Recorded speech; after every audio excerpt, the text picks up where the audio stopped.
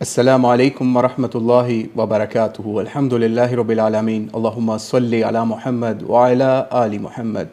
सीरतुन नबी सल्लल्लाहु अलैहि वसल्लम की क्लास नंबर 50 के साथ आज हम आपके सामने हाज़िर हैं और अल्लाह का शुक्र है कि आज हम अल्लाह के रसूल अलैहिस्सलातु वस्सलाम जो कि आखिरी नबी हैं, हमारे लिए आखिरी हिदायत हैं, हम उनकी लाइफ को पढ़ने के लिए, समझने के लिए और उसको आज अपनी लाइफ के अंदर इम्प्लीमेंट करने के लिए सेशन के अंदर बैठे हुए हैं। तो ये अल्लाह ताला का बहुत ख़ास फ़ज़्ल करम है कि अल्लाह ताला ने हमें इस काबिल समझा या हमने उसकी कोशिश की इस हवाले से कि हम अल्लाह ताला के नबी की लाइफ को समझें और उसको अपनी लाइफ के अंदर इम्प्लीमेंट करने की कोशिश करने के हवाले से नबी अलैहिस्सलातु वस्सलाम की लाइफ को पढ़ें। तो आइए इसका आगाज़ करते हैं। आप अपनी स्क्रीन के ऊपर देख रहे होंगे आज के टॉपिक्स। सबसे पहले मुहाजिरीन के मकानात के हवाले से। फ़तह मक्का को हम स्टेप बाय स्टेप इसलिए कर रहे हैं, कोशिश ये की जा रही है कि हम उससे कुछ लर्न करें, सीखें और समझें कि हमें आज की लाइफ में इससे क्या समझना सीखना है, ताकि हम सिर्फ़ गो थ्रू ना करें कि सीरतुन नबी सल्लल्लाहु अलैहि वसल्लम कैसी थी, क्या था मामला उनका, उनकी लाइफ कैसे गुजरी थी। लोग ये भी कह सकते हैं कि उस वक्त के मामलात आज कैसे इम्प्लीमेंट हो सकते हैं। तो कोशिश यही है कि उस वक्त के मामलात को जो फ़तह मक्का के मौके के ऊपर हुए उनको आज समझें कि आज हम उससे क्या लर्न कर सकते हैं, क्या सीख सकते हैं, क्या समझ सकते हैं। तो फर्स्ट पॉइंट है मुहाजिरीन के मकानात। जो मुहाजिरीन मक्के से मदीने हिजरत करके जा चुके थे, जिनके अंदर नबी अलैहिस्सलातु वस्सलाम और आपके तमाम सहाबा भी शामिल थे, और फ़तह मक्का के बाद वापस जब मक्के के अंदर आए तो एक कानूनी लिहाज से या फिर हम हमारी जहनीत के हिसाब से तो यही मामला हो सकता है ना कि लोग यही समझेंगे कि नबी अलैहिस्सलातु वस्सलाम वापस आए तो उन्होंने अब जो जो मामला थे, मकानात के ऊपर कब्ज़े हो चुके थे, जो जायदादें मुसलमानों की, मुहाजिरीन की, कुफ़ार मक्का बेच के खा चुके थे या फिर वो ले के वहाँ पे रह रहे थे,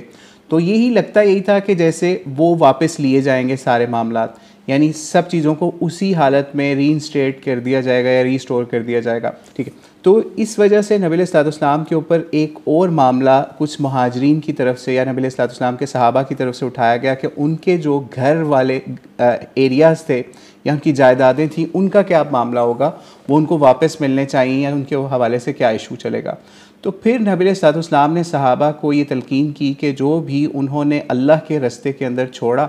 या अल्लाह के रस्ते के अंदर अपना घर बार छोड़ के मक्के से मदीने जाके हिजरत कर चुके थे और पीछे से कुफ़ार मक्का ने या उनके रिलेटिव्स ने उनके ऊपर कब्ज़े कर लिए हुए थे मुख्तलिफ़ जायदादों के ऊपर, तो अब मुसलमानों को उन जायदादों को क्लेम नहीं करने की ज़रूरत। ठीक है, यही वजह है कि मुसलमानों ने फिर उसके हवाले से किसी किस्म का कोई क्लेम नहीं किया और इसके लिए सबसे पहली मिसाल नबी अलैहिस्सलातु वस्सलाम ने अपनी सेट की, यानी अपनी मिसाल इस तरीके से सेट की कि नबी अलैहिस्सलातु वस्सलाम ने जो अपनी जायदाद थी या अपना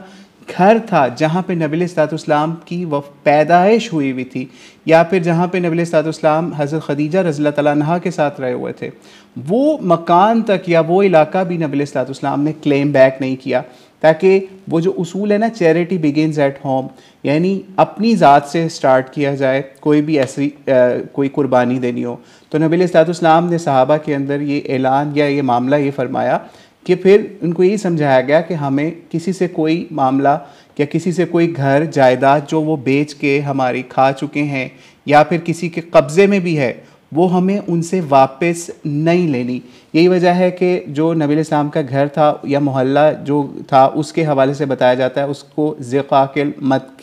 मदकली कहा जाता था, जहाँ पे नबी अलैहिस्सलातु वस्सलाम की पैदाइश हुई या बचपन गुजरा। फिर इसी तरीके से उसको भी नबी अलैहिस्सलातु वस्सलाम ने उस घर को भी क्लेम नहीं किया और रवायात के अंदर यहाँ तक मिलता है कि जो नबी अलैहिस्सलातु वस्सलाम के चचाज़ाद भाई थे, यानी हज़रत अक़ील का बताया जाता है, जो कि हज़रत अबू तालिब के वारिसों में भी थे, लेकिन इन्होंने भी शुरू में इस्लाम कबूल नहीं किया था और हज़रत अली के भाई थे।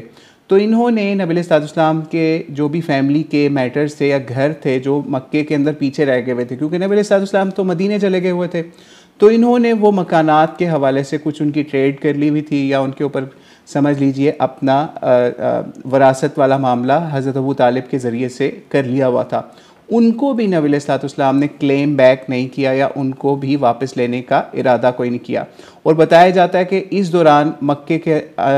करीब ही जो मुकाम था नबी अलैहिस्सलाम का, वो वादी खैफ के करीब जो है वो उस जगह पे क़याम किया। और कुछ रवायत के मुताबिक वो जगह यानी बुखारी 3058 रवायत के मुताबिक उस जगह पे नबी अलैहिस्सलाम ने क़याम किया जहाँ पे बनी हाशिम का मुकातिया किया गया था, यानी उनका बाइकआउट किया गया था नबी अलैहिस्सलाम का, उनकी फ़ैमिली का या कबीला बनी हाशिम का,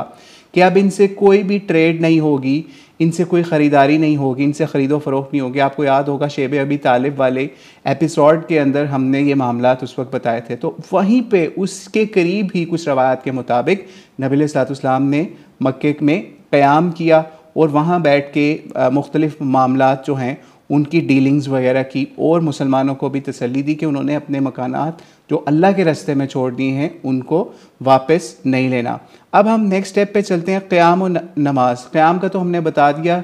नेक्स्ट जो इस वक्त हेडिंग है वो क़याम और नमाज की है। क़याम से मुराद यानी जहाँ पे नबी अलैहिस्सलाम ने क़याम किया वो हमने बता दिया आपको, खैफुल वादी के हवाले की जगह थी, ठीक है। और उसके अलावा जहाँ पे मुकातिया हुआ था उसके हवाले से भी हम बता चुके, वहाँ क़याम किया। फिर नमाज जो है, नमाज के हवाले से एक मामला और भी हुआ, क्योंकि नबी अलैहिस्सलाम ने एज़ मुसाफिर वहाँ पे क़याम किया मक्के के अंदर। तो यही वजह है कि सीरत निगारों के हिसाब से या फिर मुहद्दिसीन ने इस चीज़ को नोट किया या फिर रिपोर्ट किया कि आपने जितना वक्त भी नबी अलैहिस्सलाम रहे मक्के के अंदर इस फ़तह मक्का के टाइम पीरियड्स के दौरान, तो आपने अपनी नमाज़ों को कसर किया, यानी जो एक मुसाफिर वाली नमाज होती है वो अदा की। कुछ रवायात के मुताबिक ये जो समझ लीजिए 17 दिन का क़याम था मुस्नद अहमद की कुछ रवायात के मुताबिक, और बुखारी की कुछ रवायात के मुताबिक 14 दिन था, कुछ के मुताबिक 15 दिन, कुछ के मुताबिक 17 दिन और कुछ के मुताबिक 18 दिन। यानी ये समझ लीजिए 15 से 20 दिन के दरमियान मुख्तलिफ़ रवायात के हिसाब से ये क़याम बनता है जो कि सहाबा ने रिपोर्ट किया। और इस दौरान नबी अलैहिस्सलाम कसर करके ही नमाज़ पढ़ा करते थे या पढ़ाया करते थे। लेकिन जो वहाँ के मुकीम लोग हुआ करते, जो मक्के के अंदर रहने वाले होते थे, जब मुसलमान हो चुके थे, उनको यही हुक्म था कि आपने पूरी नमाज अदा करनी है। जैसे कि मुस्नद अहमद की 2605 रवायत के अंदर भी नबी अलैहिस्सलाम के हवाले से बताया जाता है कि 18 दिन आपने क़याम किया और 2 रकअत आप नमाज अदा किया करते थे। मिसाल है ज़ोहर की या असर की या इशा की, तो आप 2 रकअत उसकी अदा किया करते थे। और जो आपके मुक्तदी होते थे या जो भी साथ होते थे उनको यही तलकीन की जाती थी कि आप 4 रकअत ही अदा करो, क्योंकि हम मुसाफिर हैं तो हम जो हैं वो 2 रकअतें अदा करेंगे, ठीक है। तो इसलिए हमें भी इस हवाले से समझ लीजिए नबी अलैहिस्सलाम ने फ़तह मक्का के इस टाइम पीरियड के हवाले से हमें भी एक आसानी मिल गई कि अगर हम भी किसी सफ़र के अंदर जाते हैं, चाहे लंबा टाइम पीरियड भी हो जाए, जैसे 15-20 दिन का टाइम पीरियड भी हो गया है, तो फिर भी हमें ये इजाज़त नबी अलैहिस्सलाम की सुन्नत से या सीरत से मिल गई कि आप अपनी नमाज़ों को शॉर्ट कर सकते हैं अगर आप मुसाफिर में हैं और आपके ऊपर सफ़र की मुश्किलात और ऐसा मामला भी है। और लेकिन एक मामला ये भी है कि अगर समझ लीजिए आप एक जगह पे जाते हैं और आप वहाँ जाके मुकीम हो जाते हैं, आपका क़याम वहाँ पे पक्का हो जाता है, आपका ठिकाना वहाँ पे पक्का होता है, ठीक है, तो फिर आपको वहाँ पे पूरी नमाज अदा करनी पड़ेगी। लेकिन ये आप ये समझ लीजिए इस पे फ़ुक़हा के मुख्तलिफ़ आरा पाई जाती है या मुख्तलिफ़ राय उनकी पाई जाती है। तो इसलिए जब भी आप कोई लंबे सफ़र के ऊपर जाएँ तो आपको फिर उलमा से डिस्कस कर लें कि मैंने इस जगह पे सफ़र पे जाना है, ये मेरे मामलात हैं और फिर क्या मैं कसर नमाज अदा कर सकता हूँ। लेकिन इन चीज़ों के ऊपर एक चीज़ समझ लीजिए कि आपने सख्ती वाला मामला अपने जो भी आपके इर्द गिर्द के लोग हैं उनके ऊपर नहीं करना। फॉर एग्ज़ाम्पल एक बंदा है और वो किसी ऐसी फ़िक़ा से ताल्लुक़ रखता है जिसके मुताबिक वो मिसाल है 6 महीने के सफ़र के ऊपर निकला हुआ है और उसको ये फ़तवा मिला हुआ है अपने मुफ्तियान से कि मैं कसर कर सकता हूँ सफ़र के दौरान। तो आपने ये काम नहीं करना कि आप उसकी नमाज के ऊपर उंगलियां उठाने लग जाएं और आप ये कहना शुरू कर दें भाई तुम्हें तो कोई मसला ही नहीं है, तुम्हें तो ये मामला नहीं है, सफ़र की कोई टेंशन नहीं है, तुम जो जहाज़ों पे सफ़र कर रहे हो तुम ऐसा कर रहे हो वैसा कर रहे हो। नहीं, हमें अपनी नमाज अदा करनी है और किसी के ऊपर किसी की नमाज की कबूलियत या उसके हवाले से कोई मामला ऐसा नहीं उठाना। हाँ, अगर कहीं पे आपको नबी अलैहिस्सलाम का वाज़िह हुक्म नज़र आ जाए उस किसी मामले के ऊपर, ठीक है, फिर आप में उसके आगे वो नबी अलैहिस्सलाम का हुक्म सुन्नत सीरत पेश कर देनी है कि भाई ये मामला है, अगर आपके पास दलील है इसके ऊपर तो ठीक है, नहीं तो ये मामला हम आपके सामने रख रहे हैं। तो इसलिए किसी को भी दावत भी देनी हो किसी भी हवाले से तो उसके ऊपर कभी भी इस तरह का फतवा या इस तरह की अपनी ओपिनियन ना इम्पोज करें कि भाई तुम्हारी तो नमाज ही नहीं हो रही, तुम्हारा तो ये मामला नहीं है। अगर उसके हवाले से उसको नॉलेज नहीं है उस मामले का, तो आप उसको समझा सकते हैं, उसको तरीके से दलाइल के ज़रिए से कायल करने की कोशिश करें। अगर वो नहीं मानता तो कोई मसला नहीं।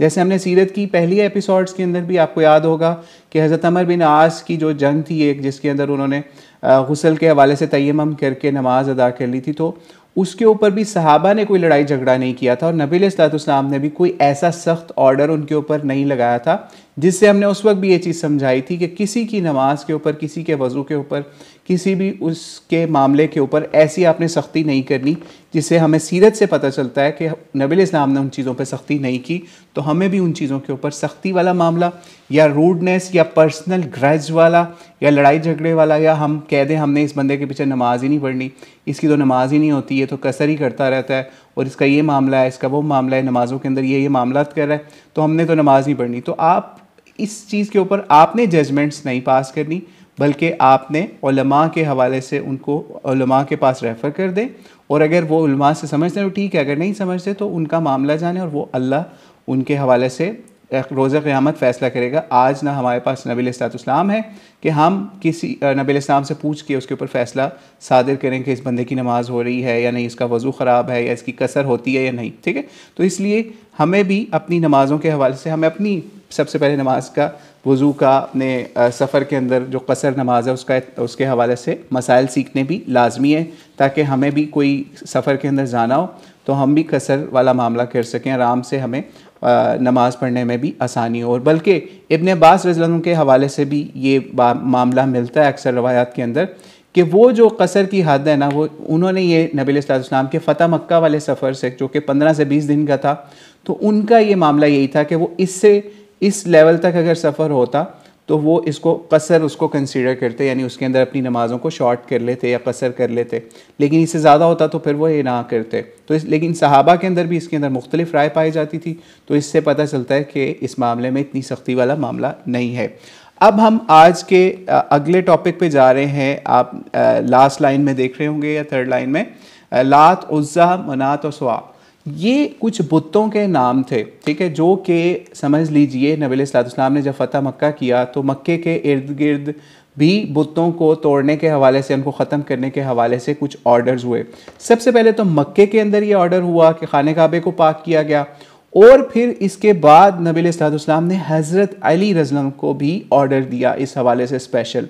हज़रत अली रज़ियल्लाहु को भी ऑर्डर दिया इस हवाले से, बुतों को तोड़ने के हवाले से, या जो ऊंची ऊंची कब्रें बनी हुई थी उनको लेवल करने के हवाले से नबी अलैहिस्सलाम ने ऑर्डर जारी किया हज़रत अली को ख़ास तौर पे, और दीगर सहाबा को भी, जिनका भी आगे हम जिक्र करते हैं। हज़रत अली को क्या ऑर्डर किया नबी अलैहिस्सलाम ने? वो ये ऑर्डर किया कि तुम जाओ और किसी तस्वीर या मुजस्मे को आपने नहीं छोड़ना, बल्कि इसको मिटा देना है, और किसी बुलंद कब्र को, यानी कब्रें बुलंद बनाई जाती थी शो ऑफ के लिए, उन पे इमारतें बनाई जाती थी, कहा कि आपने किसी कब्र को नहीं छोड़ना जिस पे इमारत बनी हो, उसको भी नहीं छोड़ना,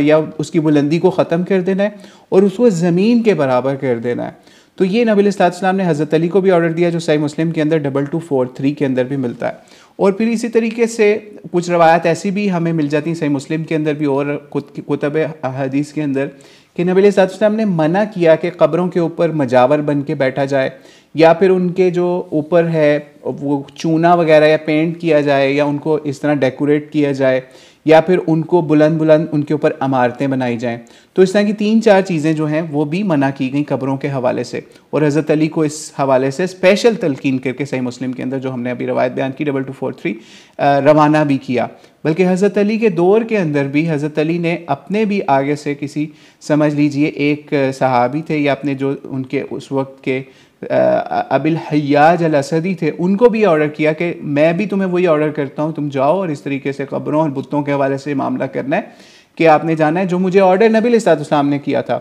यानी तस्वीर और मुजस्मों को आपने मिटाना है, और बुलंद जो कब्रें हैं उनको शॉर्ट करना है, उनको नीचे लेवल के ऊपर, ज़मीन के लेवल के ऊपर लेके आना है। तो इससे हमें भी पता चला कि हम भी जब आज अपने बुज़ुर्गों की या बड़ों की जब वो उनकी वफ़ात हो जाए या हमारी भी वफ़ात हो जाए तो हम अपने घर वालों को तलकीन करें कि हमारी कब्रें जो हैं वो आपने ऊंची नहीं बनानी, उनके ऊपर संगे मरमर की स्लैब्स नहीं लगानी, उनको चूना लगा के नहीं ऐसा काम करना, उनको डेकोरेशन नहीं करनी कि वहाँ पे लोग तो मेले लगा लें या खूबसूरती वाला सामान पैदा कर लें, बल्कि वहाँ पे सिंपल रखनी है। और इसके ऊपर फ़ुक़हा के मुख्तलिफ आरा पाई जाती है कि ज़्यादा से ज़्यादा एक बालिश्त की, यानी कि एक समझ लीजिए हाथ की या एक गिट की मैक्सिमम इजाज़त है कि आप इतनी कब्र की निशानी ऊंची कर सकते हैं। बाकी आपको ऊंची ऊंची जो कब्रें आपको अक्सर नज़र आती हैं, लोग बहुत ऊंची ऊंची ढेरियाँ बना देते हैं मिट्टी की, फिर उसके ऊपर संगे मरमर साइडों पे लगा देते हैं। वो उस चीज़ों से नबी अलैहिस्सलाम ने समझ लीजिए मना किया, क्योंकि कब्रों को पुख्ता करने के हवाले से बड़ी सख्त अहादीस हैं जिसके ऊपर हम पहले भी आपको कुछ चीज़ें बता चुके और आज भी हम आपको ये बता रहे हैं कि कब्रों को पुख्ता करने या पक्का करने से भी मना किया गया है, उनको चूना लगाने से भी मना किया है, इसी तरीके से उनके ऊपर इमारत बनाने से या बिल्डिंग बनाने से या कोई डेकोरेशन ऐसी बनाने से भी नबी अलैहिस्सलाम ने मना फरमाया। तो ये भी सीरत का ये पहलू हमें भी आज समझना है कि हमारी कब्र जो है उसमें कोई ऐसी डेकोरेशन ना हो कि जिससे हम उस कैटेगरी में फ़ाल कर जाएं जिससे नबी अलैहिस्सलाम ने मना किया है। ठीक है, तो इसलिए नबी अलैहिस्सलाम ने जब ऑर्डर दिया सहाबा को, उन सहाबा के अंदर मुख्तलिफ सहाबा भी थे जिसके अंदर हज़रत अमर इब्न आस थे। इसी तरीके से हज़रत अमर इब्न आस के अलावा हज़रत समझ लीजिए हज़रत खालिद बिन वलीद भी थे, जिनको नबी अलैहिस्सलाम ने रवाना किया स्पेशल इस काम के लिए कि उन्होंने भी कुछ बुतों को तोड़ के आना है और कब्रों के हवाले से या स्पेशली बुतों के हवाले से। तो इसमें एक स्पेशल जो वाक़या आज हम आपके सामने रखते हैं सीरत से, वो सबसे पहले खालिद इब्न वलीद का रखते हैं। खालिद बिन वलीद का, पहले तो हमने हज़रत अली का बयान कर दिया, अब हम खालिद बिन वलीद रज़ियल्लाहु अन्हु के ऊपर आ रहे हैं। हज़रत खालिद बिन वलीद को नबी अलैहिस्सलाम ने एक स्पेशल बुत तोड़ने की असाइनमेंट दी कि आपने इस तरीके से जाना है और उज़्ज़ा नाम का बुत जो है आपने उसको तोड़ के आना है या उसको गिरा के आना है, वहाँ पे आपने ये मामला करना है। उज़्ज़ा जो है वो मक्के से समझ लीजिए मकाम नखला के ऊपर तकरीबन समझ लीजिए जो रास्ता था ना, एक रात का रास्ता बनता था, यानी मक्के से ट्रैवलिंग का जो बाय समझ लीजिए घोड़ों वगैरह के ऊपर जो सफ़र होता था उसके हवाले से। तो ये असल में कुरैश और किनाना और मुद्दर इसकी ताज़ीम किया करते, ये ऐसा बुत था, ठीक है, जिसको नबी अलैहिस्सलाम ने गिराने के लिए भेजा। उज़्ज़ा नाम का बुत था। तो ये उज़्ज़ा नाम का जो बुत था ना, इसका जो नाम था ये लफ्ज़ अज़ीज़ से लिया गया था, यानी बड़ा कोई इज़्ज़त वाला या इज़्ज़तें इस बुत के ज़रिए से या इस जगह से लोगों को मिलती हैं। तो ये मक्के और ताइफ के दरमियान में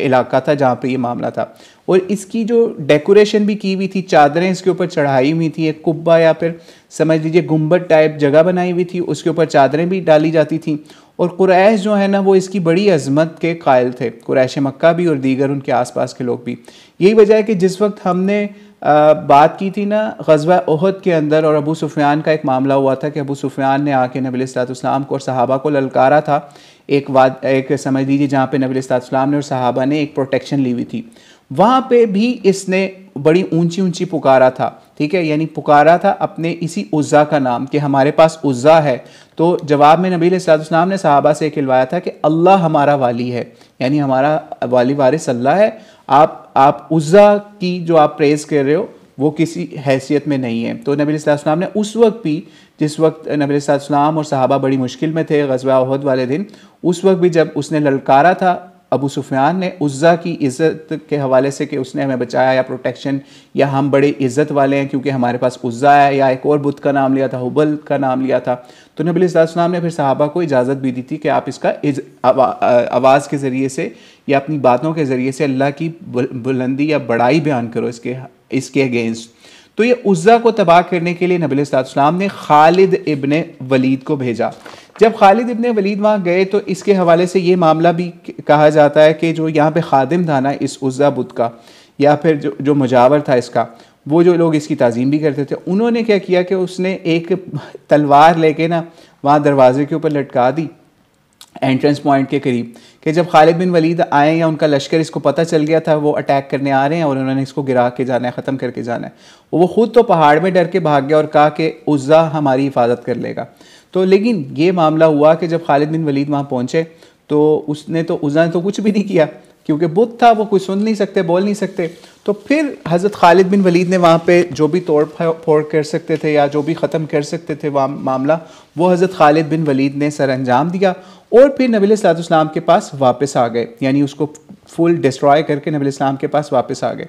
लेकिन यहाँ पे एक मामला और भी हुआ जिसको अक्सर मुहद्दिसीन जो हैं वो ज़ईफ़ की कैटेगरी में या फिर मौजू के मामले में भी लेके आते हैं, लेकिन हिस्टोरियंस ने इसको लिखा है, जैसे कि इमाम इब्न कसीर ने भी इसको अपनी तारीख़ इब्न कसीर या बिदाया व नहाया के अंदर दर्ज किया है। वो ये मामला हुआ कि जब हज़रत खालिद बिन वलीद इसको तोड़ने के बाद ना, उज़्ज़ा को तोड़ने के बाद ना, या इनहदाम उज़्ज़ा के बाद जब वापस आए ना नबी अलैहिस्सलाम के पास, तो नबी अलैहिस्सलाम ने पूछा इनसे कि तुमने वहाँ कुछ देखा? हज़रत खालिद ने कहा कोई स्पेशल चीज़ तो ऐसी मैंने नहीं देखी। तो नबी अलैहिस्सलाम ने कहा अब आप तुम वापस जाओ, क्योंकि इन्होंने यही रिपोर्ट किया कि वहाँ पे कोई ऐसी ख़ास चीज़ नहीं थी, मैंने बस तोड़ा और मैं आ गया हूँ, कोई मामला ऐसा नहीं हुआ। लेकिन जब हज़रत खालिद बिन वलीद का ये मामला हुआ तो नबी अलैहिस्सलाम ने उनको दोबारा वापस भेजा। दोबारा जब वापस भेजा तो क्या हुआ कि नबी अलैहिस्सलाम के हुक्म की तामील हज़रत खालिद ने करनी थी कि मैं वहाँ जाऊँ। अब यहाँ पे ये भी समझ लीजिए, हज़रत खालिद ने ये नहीं कहा कि मैं तो सब डिस्ट्रॉय कर रहा हूँ, अब तो कोई वहाँ चीज़ नहीं है, मुझे आप क्यों वापस भेज रहे हैं। लेकिन ऐसा नहीं हुआ। हिस्टोरियंस के मुताबिक या तारीख़ इब्न कसीर के मुताबिक नबी अलैहिस्सलाम के इस हुक्म की फ़ौरी तामील करते हुए हज़रत खालिद बिन वलीद दोबारा वापस गए। जब वहाँ वापस गए और जब नखला की पहाड़ी पर उसके करीब पहुँचे तो वहाँ से अंदर से या उस एरिया से एक हबशी या काले रंग की औरत जो है, जिसके सर के बाल जो हैं बहुत लंबे थे, यानी उसकी ज़मीन तक लटक रहे थे, बड़ी खौफनाक उसकी शक्ल थी। तो वो एक तलवार लेके हज़रत खालिद बिन वलीद के ऊपर उसने अटैक किया, लेकिन हज़रत खालिद बिन वलीद ने फ़ौरी इसके ऊपर अटैक करके उसको कत्ल कर दिया। और फिर वहाँ पे जो भी और मामला थे उनको भी उन्होंने डिस्ट्रॉय मज़ीद कर दिया। और फिर जो वहाँ पे उनको कुछ माल वगैरह भी मिला, जो भी नजराने वगैरह लोग देते थे ना वहाँ पे, जिस तरह से आज भी लोग चंदे वगैरह देते हैं, तो उस वक्त भी बुतों को चढ़ावे नजराने दिया करते थे, वो भी उन्होंने अपने कब्ज़े में लिया। ये सोचिए नबी इस्लाम के एक ऑर्डर के ऊपर उन्होंने वो गए तो वहाँ पे उनके हाथ में कुछ माल भी आया, वो भी उन्होंने कब्ज़े में लिया और नबी इस्लाम को फिर इसकी खबर सुनाई कि वहाँ ये मामलात मेरे साथ हुए, औरत आई और इस तरीके से मैंने उसको कत्ल कर दिया। तो नबी इस्लाम ने कहा कि बस वही जो थी वो उज़्ज़ा थी, यानी उज़्ज़ा, उसको अक्सर लोगों ने इसको जिन भी रिपोर्ट किया, चुड़ैल रिपोर्ट किया, ठीक है, कि वो चुड़ैल थी कोई, या जिन था, या फिर वो कोई औरत थी ऐसी जिसकी लोग परस्तिश किया करते थे। तो इससे आप फरमाया गया कि वही उज़्ज़ा थी जिसकी परस्तिश अब कोई नहीं करेगा, यानी उस जगह को डिमोलिश कर दिया, तो अब उसको कत्ल भी कर दिया उसको, तो अब उसकी समझ लीजिए उसका ये मकाम ख़त्म हो गया। इससे भी हमें ये पता चलता है कि नबी अलैहिस्सलाम के ऑर्डर की इन्होंने तामील की तो उसके ऊपर अल्लाह ताला ने उनको माल गनीमत भी वहाँ से अता किया। और सबसे बढ़ के जो चीज़ है कि हमें ये ऑर्डर है कि हमने अतीउल्लाह व अतीउर रसूल करना है, तो अतीउर रसूल के तहत सहाबी ने फ़ौरी नबी अलैहिस्सलाम के हुक्म की तामील करते हुए वहाँ गए और वहाँ से वो मामला किया जो हमने आपके सामने खालिद बिन वलीद का बयान कर दिया। और एक और चीज़ यहाँ पे जहन में रखिए कि हमें आज ये चीज़ भी देखनी है कि जिस तरह उज़्ज़ा थी या उज़्ज़ा का मामला था या उज़्ज़ा बुत का या उज़्ज़ा के इलाके का या एरिया का मामला था, वहाँ पे भी लोग इज़्ज़तें लेने जाया करते थे, उसको अज़ीज़ समझा करते थे और बड़ी बड़ाई वाली जगह समझा करते थे। और ये भी उनके ये अक़ायद थे कि ये हमें मुश्किलात से बचाएगी ये जगह, ठीक है। और इसका सूरह नजम के अंदर भी थोड़ा सा जिक्र आता है कि ठीक है, सूरह नजम की आयत नंबर 20 के आसपास, ठीक है, तो वहाँ से भी आप उसकी तफासीर के अंदर भी जाएंगे, जब तफसीर निगारों ने भी उज़्ज़ा के हवाले से काफ़ी चीज़ें लिखी हैं, जिसमें से कुछ चीज़ें हमने भी आपके सामने बयान भी कर दी। अब हम एक और बुत का नाम आपके सामने लिखा हुआ नज़र आ रहा होगा, लात। लात भी एक बहुत मशहूर बुत था, लेकिन यहाँ पे अभी अटैक नहीं किया गया क्योंकि ये अहले ताइफ का बुतकदा था या बुतों को रखने वाली जगह थी या उनका माबद था। ये समझ लीजिए कबीला सकीफ़ जो है ना, इसका पुजारी था या मुजावर था और वो इसकी बड़ी ज़्यादा समझ लीजिए प्रस्तिश भी किया करते थे। ये अल्लाह का जो लफ्ज़ है ना, उसको समझ लीजिए मोनस बना के या उसको समझ लीजिए इन्होंने वर्ड लात बना दिया हुआ था, यानी अल्लाह की कोई फ़ीमेल बना उस वर्जन बना के उसको लात से कंसीडर किया हुआ था, उसको लात कहा जाता था अरब दुनिया के अंदर या फिर ताइफ या मक्का वालों के करीब। तो और एक और भी मामला इसका ये था कि असल तो हम इसके जो इसको गिराने वाला वाक़या है वो अगली 1-2 किस्तों के अंदर बयान करेंगे इस हवाले से, क्योंकि वो थोड़ा सा लेंथी वाक़या है और क्योंकि उसके ऊपर कुछ डिस्कशन भी हुई नबी इस्लाम से इसके हवाले से, लात के हवाले से, लात बुत को जब, या लात वाले इलाके को जब तबाह किया गया जो ताइफ के करीब है, वो हम आपको ग़ज़वा ताइफ या फिर ग़ज़वा हुनैन के करीब करीब ये वाक़या सुनाएंगे उस वक्त, ठीक है। तो वहाँ पे फिर इसके हवाले से भी बताएंगे कि वो क्या मामला था। अब हम इससे नेक्स्ट पे चलते हैं। मनात, मनात भी एक बुत था, ठीक है। ये जो मनात बुत था ना, इसका इन्हदाम करने के लिए भी नबी अलैहिस्सलाम ने एक सहाबी को भेजा मनात के बुत को गिराने के लिए। हज़रत साद बिन ज़ैद अशअली को मनात का बुत गिराने के लिए भेजा, और समझ लीजिए कोई 20 सवार या 20 जो सिपाही थे वो हज़रत साद बिन ज़ैद के साथ नबी अलैहिस्सलाम ने रवाना किया, और वो मनात नामी बुत जो है उसको भी उन्होंने तबाह कर दिया। फिर इसी तरीके से एक और बुत था जिसका नाम सवा था, उसको भी इसी तरीके से अमर इब्न आस को नबी अलैहिस्सलाम ने भेजा कि आप इस बुत को तोड़ने जाएं। ये मक्का से तकरीबन 3 मील के फासले के ऊपर था, ठीक है, यानी ये बहुत ज़्यादा दूर नहीं था, 3 माइल्स के ऊपर था। और यहाँ पे भी समझ लीजिए अरबों के नज़दीक इसकी भी बहुत बड़ी हैसियत समझी जाती थी, या इसको भी बहुत ज़्यादा समझ लीजिए वो पूजा करते थे। तो इसीलिए नबी अलैहिस्सलाम ने ऐसी तमाम वो चीज़ें जो अल्लाह ताला से रोक कर बंदों की तरफ या उसके बंदों की बनाई हुई चीज़ों की तरफ राग़िब करती थी, उन सब चीज़ों को, चाहे वो कब्रें हों, चाहे वो समझ लीजिए कोई बिल्डिंग्स हों, चाहे वो बुत हों, हर चीज़ को नबी अलैहिस्सलाम ने वहाँ से डिमोलिश करके एक नए माशरे की बुनियाद रख रहे थे, ताकि ये जो बुत परस्ती है इसको पूरे अरब से वाइप आउट कर दिया जाए या वॉश आउट कर दिया जाए। तो फिर सवा नामी बुत को जब नबी अलैहिस्सलाम ने भेजा, तो वहाँ पे भी जो मुजावर था ना, उसने भी इस हवाले से ये मामला किया कि वो उसने रास्ता छोड़ दिया हज़रत अमर इब्न आस का कि वो तोड़ना है तो तोड़ लें, लेकिन उसने ये दावा किया कि जो सवा है ना वो रोकेगा खुद ही हज़रत अमर इब्न आस के लश्कर को इस पे अटैक करने से। लेकिन जब उनका बुत कुछ नहीं कर सका, या उनके जो भी माबद था सवा नामी का, तो वो कुछ नहीं कर सका, ना ही प्रोटेक्शन अपनी कर सका, ना ही उसके मजावरों को बचा सका, तो फिर वो मजावर जो था वहाँ पे वो भी इस चीज़ को देख के मुसलमान हो गया कि किस तरीके से अल्लाह के नबी के लश्कर ने आके उनके उस अकीदे को तबाह व बर्बाद कर दिया जिस पे वो बैठे हुए थे कि ये हमें इस तरीके से किसी बुरी चीज़ से बचा लेगा या किसी लश्कर से बचा लेगा। और यहाँ पे एक चीज़ और ज़हन में रखिएगा कि नबी अलैहिस्सलाम के ऊपर जो कुरान पाक के अंदर वही नाजिल हुई ना कुरान पाक की शक्ल में, उसके अंदर भी जो बुतों के वाक़यात हमें मिलते हैं, जैसे हज़रत इब्राहीम अलैहिस्सलाम के बुतों को तोड़ने वाला वाक़या, ठीक है, तो ये वाक़यात असल में कुरैश मक्का और मदीना उन सब के लोगों की इस्लाह के लिए उतारे जा रहे थे, सिर्फ किस्से कहानियाँ नहीं थी। बताया ये जा रहा था कि जिस तरीके से हज़रत इब्राहीम अलैहिस्सलाम के दौर में या हज़रत नूह अलैहिस्सलाम के दौर के अंदर लोगों ने बुत परस्ती के रवाज को पकड़ा और फिर उन्होंने इनको तोड़ने की या ख़त्म करने की हज़रत इब्राहीम अलैहिस्सलाम ने कोशिश की, तो उसकी वजह से उनके साथ क्या क्या मामलात हुए, तो वो उसी तरीके से मुसलमानों के ख़िलाफ़ भी या नबी अलैहिस्सलाम के ख़िलाफ़ भी फिर किस तरह कुफ़ार मक्का हुए। तो ये उनकी समझ लीजिए सिर्फ हमारे लिए किस्से कहानियाँ नहीं हैं जो कुरान पाक में बयान हुई हैं, बल्कि ये हमारी इस्लाह के लिए। यही वजह है कि अगर क़यामत तक अगर हमारे सामने कोई बुतों की किसी किस्म की भी आ जाती है चीज़, फॉर एग्ज़ाम्पल कोई ऐसी बिल्डिंग बन जाती है, कोई ऐसा दरख्त बन जाता है, कोई उसके ऊपर लोग चादरें चढ़ाने लग जाते हैं, कोई कब्रें ऐसी लोग ईजाद कर लेते हैं, या अपने नेक लोगों को ऐसा बना लेते हैं कि यार हमारा फ़लाँ नेक बुज़ुर्ग जो थे वो बड़े अल्लाह वाले थे, उन्होंने बड़े चिल्ले लगाए और अब उनकी कब्र जो है वो हमारे लिए इतनी मुतबरक हो गई है कि हम वहाँ जाके अल्लाह से मांगेंगे या फिर उस कब्र के वसीले से मांगेंगे तो अल्लाह ताला हमें दे देगा। तो हम वहाँ पे फ़ौरी रुक जाएंगे। कैसे रुकेंगे? हम कहेंगे क्या भाई ये काम नबी अलैहिस्सलाम ने हमें करके दिखाया? क्या नबी अलैहिस्सलाम ने अपनी कब्र के हवाले से या फिर अपने सहाबा की कब्र के हवाले से या दूसरे जो अंबिया गुजरे नबी अलैहिस्सलाम से पहले, क्या उनकी कब्रों के हवाले से कोई ऐसा नबी अलैहिस्सलाम ने ऑर्डर दिया? नहीं, बल्कि नबी अलैहिस्सलाम ने उसके हवाले से हमें डराया, जो हम और एपिसोड्स के अंदर आपको बता चुके कि नबी अलैहिस्सलाम ने सहाबा को अपने आखिरी औकात यानी दुनिया से रुखसत होते वक्त भी इस हवाले से या रुखसत होने से चंद माह कबल भी ये इस बात से डराया कि आपने मेरी कब्र को मेलागाह या इस तरह की जगह नहीं बनाना जिस तरह से यहूद व नसारा ने अपने अंबिया की कब्रों के हवाले से उनके साथ ये मामला किया। तो इसलिए जब नबी अलैहिस्सलाम ने अपनी कब्र के हवाले से ये काम नहीं किया तो कुजा कि आज हम अपने अपने कोई नेक लोगों की कब्रों के साथ वो मामला करें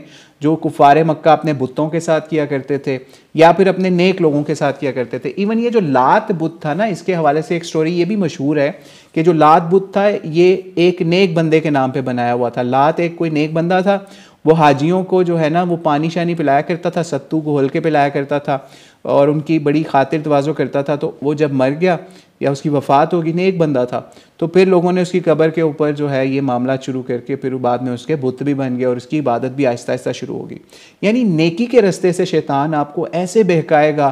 कि आपकी आंखें बंद कर देगा और आपको यही शो करेगा कि आप अल्लाह से ही मांग रहे हैं, जैसे कुफारे मक्का का मामला था। लेकिन वो असल में आपको नेकी के रास्ते से वरगला के अपने साथ मिला के वो काम करवाएगा जो नबी अलैहिस्सलाम ने नहीं किए और या उनके सहाबा ने नहीं हमें करके दिखाए। तो इसलिए हमें सीरत के इस पहलू से सीखने की, समझने की बहुत ज़्यादा ज़रूरत है कि हम किसी भी ऐसे मामलात के ऊपर ना जाएं जो कि नबी अलैहिस्सलाम की सीरत से, सुन्नत से, अहदीस से या कुरान से या दीगर अंबिया से वो हमें साबित शुदा नहीं मिलते। इवन कुरान पाक के अंदर तो हज़रत नूह अलैहिस्सलाम के ज़माने में जो बुत थे उन तक के नाम बताए गए, वद, सवा, यगूस, नसर, ठीक है, सूरह नूह के अंदर या और कुरान पाक के मकामात के ऊपर। तो इसीलिए बताए गए कि हमें उससे सीखना है, समझना है कि नबी अलैहिस्सलाम ने कुछ सोच समझ के अल्लाह के ऑर्डर्स के ऊपर इन बुतों को तोड़ा, जैसे उनके भाई हज़रत इब्राहीम अलैहिस्सलाम या उनके जद्द अमजद या बड़े अंबिया में से हज़रत इब्राहीम अलैहिस्सलाम ने काम किया। और वही काम नबी अलैहिस्सलाम ने उसी की कंटिन्यूएशन करते हुए जो भी मक्के के करीब करीब बुत थे या और मदीने के आसपास बुत थे उनको भी तोड़ा। और आखिर में एक वाक़या सुना के आपको ये बात भी ख़त्म करते हैं कि जिस वक्त नबी अलैहिस्सलाम ने बुतों को तोड़ने के हवाले से भेजा ना, तो एक रवायत ये भी मिलती है कि नबी अलैहिस्सलाम ने पहले किसी अंसारी सहाबी को भेजा कि आप जाओ मदीने के आसपास या मदीने में भी जो के करीब जो बुत हैं उनको तोड़ो। तो उनको भेजा गया जब, तो पता ये चला कि उनके कबीलों से रिलेशनशिप थे तो वो ये काम सर अंजाम नहीं दे सके। तो फिर वो नबी अलैहिस्सलाम के जब पास वापस आए तो नबी अलैहिस्सलाम ने फिर हज़रत अली रज़ियल्लाहु अन्हु को भेजा और फिर उन्होंने फिर कोई ऐसी कब्र, कोई ऐसा बुत या ऐसी बिल्डिंग नहीं छोड़ी जो लोग मुतबरक समझते हों, ठीक है। तो इसलिए हमें भी आज इन चीज़ों के ऊपर एहतियात की ज़रूरत है। और इवन घरों के अंदर से भी, मक्के में और पूरे जहाँ जहाँ पे भी मुसलमानों की हुकूमत थी वहाँ से ही बुतों को तोड़ा गया, ख़त्म किया गया। घरों से भी बुतों को तोड़ के ख़त्म किया गया ताकि इस माशरे को, इस मामले को अल्लाह ताला की तरफ डाइवर्ट किया जाए कि लोग डायरेक्ट अल्लाह ताला की तरफ जाएं, अल्लाह की इबादत करें। और सिर्फ एक इबादत की जो मेन 5 टाइम्स प्रेयर जो है उसको डेली के लिए बाकी रखा गया और बाकी सारी बुत, कब्रें, हर चीज़ उनको इस मामले से ख़त्म किया गया, इबादत के हवाले से भी, अक़ीदत के हवाले से भी। आप ज़रूर जाएं, कब्रों के ऊपर जाएं। वहाँ पे हज़रत उस्मान रज़ियल्लाहु अन्हु के हवाले से जैसे बताया जाता है कि वो कब्रों पे जाते तो बहुत रोया करते थे क्योंकि उनको कब्र याद आती थी कि ये आखिरत की मंजिलों में से पहली मंजिल है। तो बजाय इसके कि आप कब्रों पे जाएं और आपको दुनिया याद आए, वहाँ संगे मरमर की सिलें लगी हों और डेकोरेशंस हुई हों, बिल्डिंग्स बनी हों, नहीं, बल्कि कब्र ऐसी होनी चाहिए कि वहाँ उजड़ा हुआ दियार लगे, उजड़ा हुआ कब्र लगे कि ये असल हकीकत हमारी ये है कि हमने यहाँ पे आना है, फिर इसके बाद भी हमारा हिसाब किताब और इस तरह के मामला शुरू होने हैं। तो अल्लाह ताला से दुआ है अल्लाह ताला हमें नबी अलैहिस्सलाम की सीरत और सुन्नत के ऊपर चलने वाला बनाए और इस तरह की कोई भी शक्ल है बुत परस्ती की, अल्लाह ताला हमें उससे महफूज फरमाए और हमें अपने बड़ों को, बुज़ुर्गों को भी इस चीज़ के ऊपर समझाने वाला बनाए कि नबी अलैहिस्सलाम ने जो सीरत हमारे लिए छोड़ी है, असल चीज़ वही है, उसवा हसना वही है, रोल मॉडल वही है जो कि नबी अलैहिस्सलाम ने हमारे लिए इस्टेब्लिश करके दिखाया। वल्लाहु आलम बिस्सवाब। अस्सलामु अलैकुम वरहमतुल्लाहि वबरकातुहू। अगर कोई क्वेश्चन है तो आप मैसेज में टाइप करके सेंड कर दें, अदरवाइज़ हम स्ट्रीम एंड करते हैं। फिर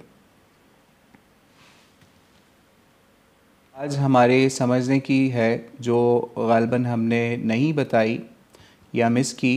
वो ये कि जो नबी अलैहिस्सलाम ने जैसे अपने घर छोड़ दिए ना, समझ लीजिए अल्लाह के रास्ते में जो भी मामला थे, घर या उनकी जायदादें जो महाजरीन और अंसार की चली गई हुई थी अल्लाह के रास्ते में और उनके ऊपर कुफार मक्का ने कब्ज़े कर लिए हुए थे, तो नबी अलैहिस्सलाम चाहते तो उनको कैप्चर करते, रिकैप्चर। लेकिन इससे हमें जो समझने की चीज़ आज आई है ना नज़र, वो ये कि फॉर एग्ज़ाम्पल आपके कोई अज़ीज़ रिश्तेदार आपकी किसी जायदाद पे काबिज़ हो गए किसी जगह पे, और उन्होंने कोई ऐसा मामला कर दिया कि अल्लाह ने उसके बावजूद आपको इतना माल और दौलत दे दी, गनी कर दिया अल्लाह ताला ने, तो उसको फिर और वो बंदा उसका हाल बुरा हो गया, तो इसलिए फिर हमें भी ये चीज़ उससे देखनी है कि हाँ, अगर हमें लगता है कि हम अल्लाह के रास्ते में उस चीज़ को छोड़ सकते हैं तो हमें उसके ऊपर सेक्रीफाइस कर लेना चाहिए, कि हम उसके ऊपर बजाय इसके कि कत्लो गारत करें, तमाशे लगाएं, बड़े बड़े प्रॉब्लम्स क्रिएट करें फैमिलीज़ के अंदर। तो अगर कोई ऐसा मामला हो गया तो उसको भूल जाएं, ताकि अगर आपके पास लेट से आपके पास ये मामला हो रहा है कि आपको अल्लाह ताला ने कोई उसकी नेमुल बदल में कोई बहुत अच्छी चीज़ें दे दी हैं, जैसे मुहाजिरीन के साथ हुआ कि मक्के से उनको मदीने में जाके अल्लाह ताला ने बहुत माल गनीमत भी दिया, उनकी जायदादें भी बनी, उनके पास माल और दौलत भी आ गई, उनका वो मामला हो गया। अगर ऐसा ही मामला आपके साथ भी होता है तो आपको भी उस पर जाना चाहिए। लेकिन अगर कोई ऐसा मामला होता है कि आपका अपना बुरा हाल है, तो फिर आप कोर्ट में जाएं और अपनी वो चीज़ें क्लेम कर लें। लेकिन यहूदियों का अगर आप आज मामला देखें ना, जो उनकी जंगें हो रही हैं, उनका ये मामला हो रहा है, या उन्होंने फ़लस्तीन के अंदर अपना ये मामला क्यों किया, वो उसकी एक बहुत बड़ी वजह यही है कि वो यही क्लेम करते हैं कि इन्हीं ज़मीनों से हमें आज से 1000-2000 साल पहले हमें यहाँ से निकाला गया था। इवन उनके मंसूबों के अंदर मदीना तक के एरिया शामिल हैं कि मदीना से भी अगर, या मदीने के अतराफ़ से भी यहूदियों को निकाला गया तो हम उसके ऊपर भी उनसे वो जगह वापस लेंगे मुसलमानों से।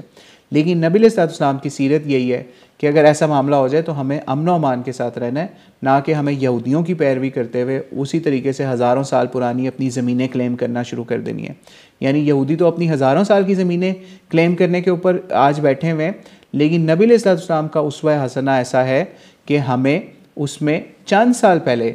तक की बात है, यानी 8-9 साल पहले की बात है, यानी 8 हिजरी हुई है ना, तो 8 हिजरी के अंदर 8 साल पहले की जो माल मुसलमानों के हाथों से गए हैं उनको भी नहीं लिया वापस। ठीक है। अच्छा जी, क्वेश्चन है what was the point about मुहाजिरीन्स प्रॉपर्टी एंड क़याम नमाज। जी, ये मुहाजिरीन के मकानात या जायदाद के हवाले से ये भी बता रहे थे दोबारा कि मुहाजिरीन जब उन्होंने, यानी हिजरत करने वाले को मुहाजिर कहते हैं ना, तो जो लोग भी हिजरत कर गए थे मक्के से मदीने, लेकिन उनकी प्रॉपर्टीज़ वहाँ मक्के के अंदर थीं, घर थे, नबी अलैहिस्सलाम का अपना भी घर था और अपनी फैमिली के भी घर थे, लेकिन ज़्यादातर लोग नबी अलैहिस्सलाम की फ़ैमिली जो मुसलमान हो गई थी वो मदीने चली गई हुई थी। तो उनके जो मकानात थे या घर थे वो अक्सर उनके रिलेटिव्स बेच चुके थे या फिर उन पे उनके कब्ज़े हो चुके हुए थे, तो उनको फिर नबी अलैहिस्सलाम ने नहीं वापस लिया, यानी अपना घर भी वापस नहीं लिया, और दीगर मुहाजिरीन जिन्होंने हिजरत की थी सहाबा, उनको भी इसी हवाले से तलकीन की कि अब आप उसके हवाले से कोई ऐसा मामला ना करें, जिन लोगों के पास हैं उनके पास ही वो रहने दें। अच्छा जी, ये आपका पार्ट 1 कवर हो गया, what was the point of मुहाजिरीन्स प्रॉपर्टी। जी, ये उसी प्रॉपर्टी की बात हो रही थी जो भी सारा बताया। एंड द क़याम व नमाज, क़याम व नमाज के हवाले से हमने बताया कि नबी अलैहिस्सलाम का क़याम या कहाँ रुके थे, क़याम कहते हैं कहाँ पे ठहरे थे। जैसे मिसाल है, आप अगर लेट से लाहौर के अंदर रहते हैं तो, या लाहौर के ख़ास पार्ट में रहते हैं, तो हम यही कहेंगे कि आप लाहौर में क़याम कर रहे हैं आपका, या फिर लाहौर के स्पेसिफ़िक किसी एरिया में आपका क़याम है, तो इसको क़याम कहते हैं। तो उसको हमने उस वक्त बताया था कि नबी अलैहिस्सलाम ने उस एरिया में क़याम किया जिसको खैफ की वादी भी कहा जाता है, या फिर कुछ रवायत के मुताबिक उस जगह क़याम किया जहाँ पे कुरैश मक्का ने आपका या बनु हाशिम का बाइकआउट किया था, तो वहाँ पे नबी अलैहिस्सलाम ने क़याम किया था। और नमाज के हवाले से हमने जो कसर नमाज के हवाले से बताया कि इस दौरान नबी अलैहिस्सलाम ने कसर नमाज पढ़ी, यानी शॉर्ट करके नमाज पढ़ी। और एक और चीज़ जो हम उस वक्त दुआ के हवाले से भूल गए, जो कि अक्सर रवायत के अंदर या एक रवायत के अंदर हमें मिला भी कि नबी अलैहिस्सलाम इन नमाज़ों के अंदर एक ख़ास दुआ भी किया करते थे। वो ख़ास दुआ क्या किया करते थे, जब नबी अलैहिस्सलाम नमाज़ पढ़ाया करते थे तो एक ख़ास दुआ उसमें ये हुआ करती थी, अल्लाहुम्मा ला तुख़ज़िनी यौमल क़ियामा, यानी ए अल्लाह, इसका मतलब ये था कि ये फ़तह मक्का के टाइम पीरियड के अंदर ये दुआ किया करते थे, अल्लाहुम्मा ला तुख़ज़िनी यौमल क़ियामा, के ए अल्लाह मुझे क़यामत के दिन जो है वो रुसवा ना करना। यानी क्या इसका मतलब यह है कि मुझे क़यामत के दिन समझ लीजिए कामयाब करना, जो रुसवा नहीं करना मतलब कामयाब करना ज़बरदस्त तरीके से। तो ये भी दुआ बड़ी अच्छी है, ये भी अपनी नमाज़ों के अंदर कोशिश करें आप पढ़ने की, अल्लाहुम्मा ला तुख़ज़िनी यौमल क़ियामा। ठीक है, तो ये भी एक दुआ थी जो कि हमने सोचा ये भी आपको इस हवाले से बयान कर दें यहाँ पे। तो नबी इस्लाम की नमाज का वो कसर का बयान था जो हम पहले कर चुके। और कोई क्वेश्चन है आपका?